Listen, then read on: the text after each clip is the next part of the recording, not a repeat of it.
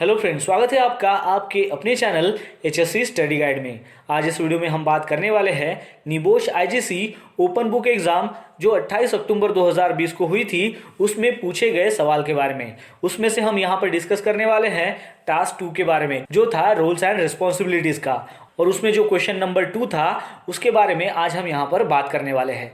तो चलिए शुरू करते हैं। तो दोस्तों, वीडियो स्टार्ट करने से पहले मैं आपको बता दूं कि इस क्वेश्चंस का जो सिनारियो है इसके ऊपर मैंने ऑलरेडी एक वीडियो बनाया है, और साथ ही में टास्क 1 यानी कि क्वेश्चन नंबर 1 के ऊपर भी एक वीडियो बनाया है। तो अगर आपने वो वीडियो नहीं देखा तो उसका जो लिंक है वो डिस्क्रिप्शन में दिया है, आप जाकर उसको देख सकते हो और इस सिनारियो को और उस क्वेश्चन को समझ सकते हो। तो चलिए स्टार्ट करते हैं हमारे आज का वीडियो। तो उसमें टास्क 2 था रोल्स एंड रिस्पॉन्सिबिलिटीज़ के बारे में। तो उसमें क्वेश्चन पूछा गया था कि health and safety management system को अगर वर्क प्रॉपरली करना है तो उसके लिए रोल्स एंड रिस्पॉन्सिबिलिटीज जो है वो क्लियर होनी चाहिए। तो आपको वो जो सिनारियो दिया गया है उसमें से आपको एविडेंस जो है उसके ऊपर कमेंट करना है, और वो जो एविडेंस है वो कंट्रीब्यूट करने चाहिए रोल्स एंड रिस्पॉन्सिबिलिटीज़ के इफेक्टिवनेस को। और ये जो क्वेश्चन था ये आपको 10 मार्क के लिए पूछा गया था। तो अभी आपको ये समझना है कि ये जो क्वेश्चन है ये क्या कह रहा है। इसका कहना ये है कि ऑर्गेनाइजेशन की जो भी मैनेजमेंट सिस्टम है उसकी रोल्स एंड रिस्पॉन्सिबिलिटीज़ क्या है। अब वो मैनेजमेंट सिस्टम में वर्कर से लेकर टॉप मैनेजमेंट तक जो भी पर्सन्स आते हैं उन सब की रोल्स एंड रिस्पॉन्सिबिलिटीज़ उस सिनारियो से आपको कैसे पता चलती है, और उसका क्या एविडेंस है जो कंट्रीब्यूट करता है उनकी रोल्स एंड रिस्पॉन्सिबिलिटीज़ के इफेक्टिवनेस के बारे में। तो चलिए अब जानते हैं कि इसके लिए आपको क्या आंसर देना चाहिए। तो पहला पॉइंट आप ये लिख सकते हो कि मेरे ऑर्गेनाइजेशन में जो हेल्थ एंड सेफ्टी मेजर्स है वो बहुत ही हाई लेवल की है, और बहुत सारी जो कंपनी है वो इस ऑर्गेनाइजेशन से बेंचमार्क को सेट करती है। और ये जो है ये टीम वर्क है, जैसे कि मैनेजमेंट जो है वो उनके ऑब्जेक्टिव्स जो है वो सेट करते हैं और उसको अचीव करने के लिए ट्राई करते हैं। तो इसलिए जो ऑर्गेनाइजेशन है उनके जो एम्स है या फिर जो भी ऑब्जेक्टिव्स है उनको वो बनाते हैं, और साथ ही में उसको फुलफिल करने के लिए पर्सन्स को रोल्स एंड रिस्पॉन्सिबिलिटीज जो है वो डिफाइन की जाती है। और वो जो रोल्स एंड रिस्पॉन्सिबिलिटीज है वो टॉप मैनेजमेंट से लेकर लो मैनेजमेंट लेवल तक होती है, और साथ ही में वर्कर तक भी वो रोल्स एंड रिस्पॉन्सिबिलिटीज जो है वो डिफाइन की रहती है। तो ये जो पॉइंट्स है ये आपको लिखना है। फिर सेकंड पॉइंट आपको लिखना है कि जो भी रोल्स एंड रिस्पॉन्सिबिलिटीज हैं इंडिविजुअल वर्कर की वो टॉप मैनेजमेंट से लेकर वर्कर तक डिफाइन की गई है, और साथ ही में उसको रिकॉर्डेड भी किया गया है। और इसी के कारण वर्कर जो है वो वहाँ पर लॉन्गर पीरियड ऑफ टाइम तक वहाँ पर रिटेन रहते हैं। तो ये जो सेकंड पॉइंट्स है ये भी आप उसमें ऐड कर सकते हो।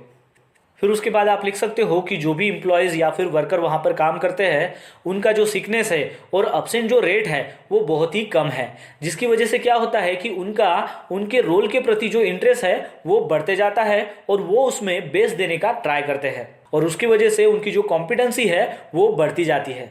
अब जो वर्कर है उनकी अगर कॉम्पिटेंसी यहाँ पर बढ़ गई तो जो मैनेजमेंट है वो नए एम्प्लॉयज़ को हायर नहीं करती, और जो पुराने एम्प्लॉयज़ है उनको ही वहाँ पर रिटेन करके रखती है, यानी कि कम स्टाफ में उनका जो टर्नओवर रेट है वो बहुत ही अच्छा होता है।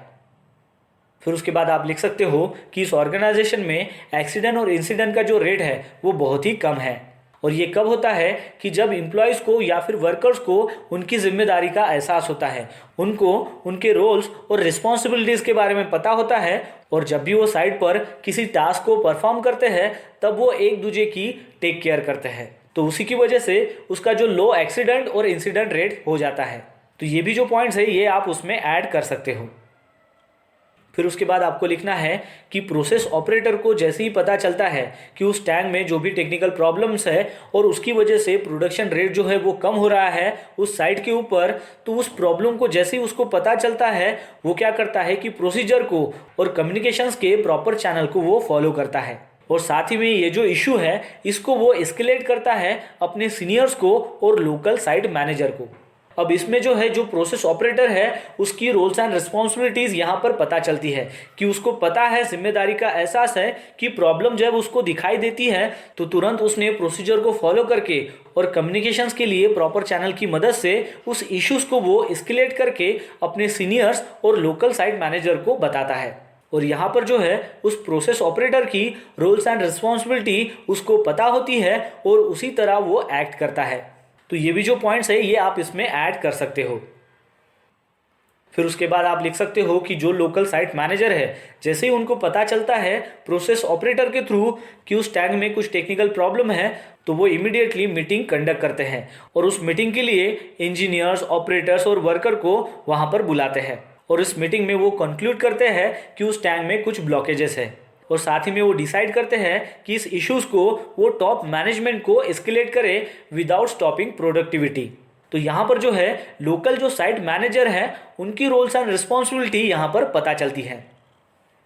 फिर उसके बाद आप लिख सकते हो कि टॉप मैनेजमेंट का जैसे ही उसमें इन्वॉल्वमेंट होता है तो टॉप मैनेजमेंट जो है उसके ऊपर सॉल्यूशन फाइंड आउट करती है, क्योंकि उनको पता है कि उनकी कंपनी में एक ऐसा इंजीनियर है जो सीनियर मोस्ट इंजीनियर है और उसके पास 25 साल का जो एक्सपीरियंस है उस साइट पर काम करने का, उस सर्विस के ऊपर इंटरनेशनली काम करने का, जो कॉम्पिटेंट और वेल एक्सपर्ट है इस टास्क को पूरा करने के लिए।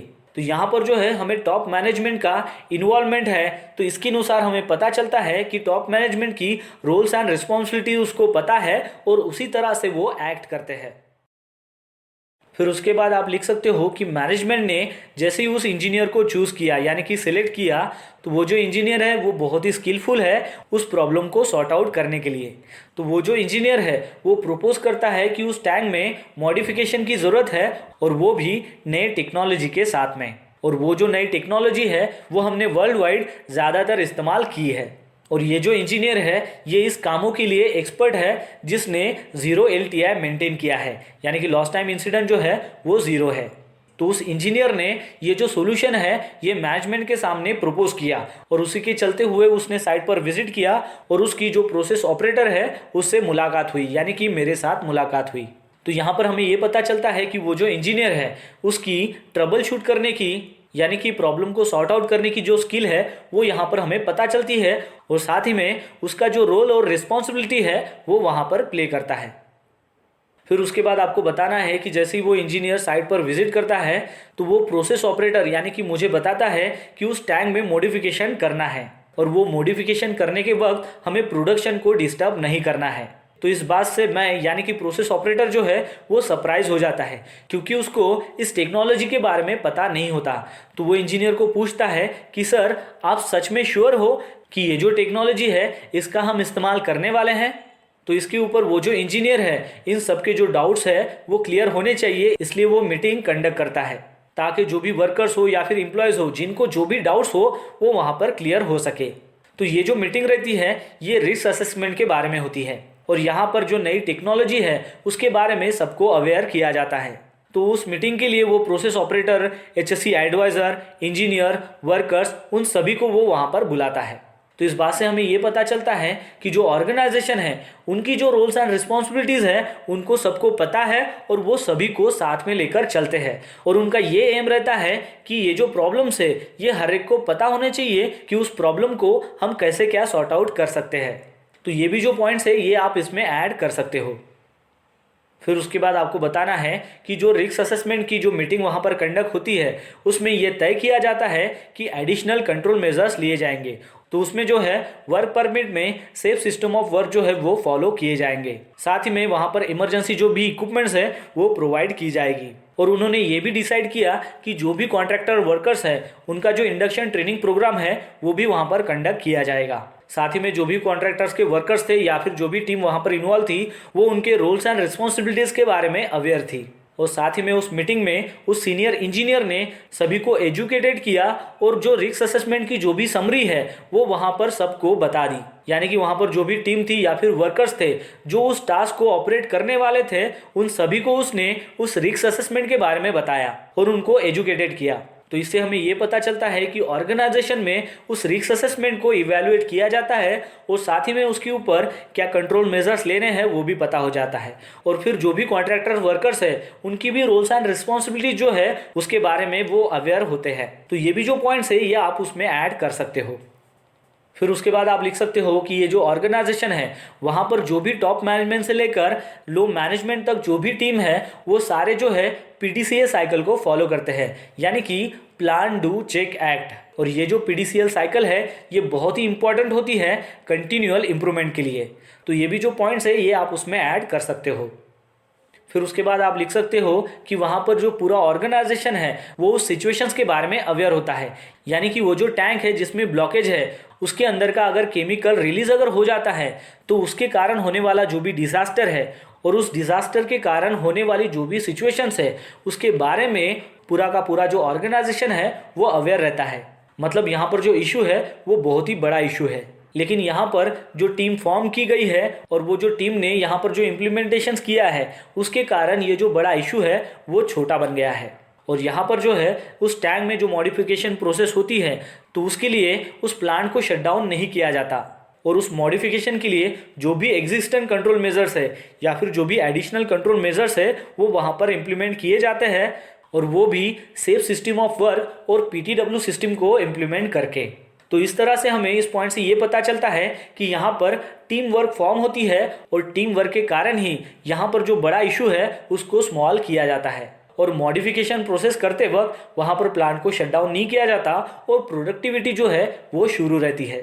तो ये जो सारे पॉइंट्स है ये आपको उसके आंसर में लिखना है। तो दोस्तों आशा करता हूँ कि आपको इस वीडियो के माध्यम से पता चल गया होगा कि NEBOSH IGC open book exam जो 28 अक्टूबर 2020 को हुई थी उसमें जो टास्क 2 था यानी कि क्वेश्चन नंबर 2 था उसका आपने आंसर किस तरीके से देना चाहिए। तो बस आज के लिए इतना ही, मिलते हैं नेक्स्ट वीडियो में एक नए टॉपिक के साथ में। तब तक के लिए टेक केयर, बाय बाय।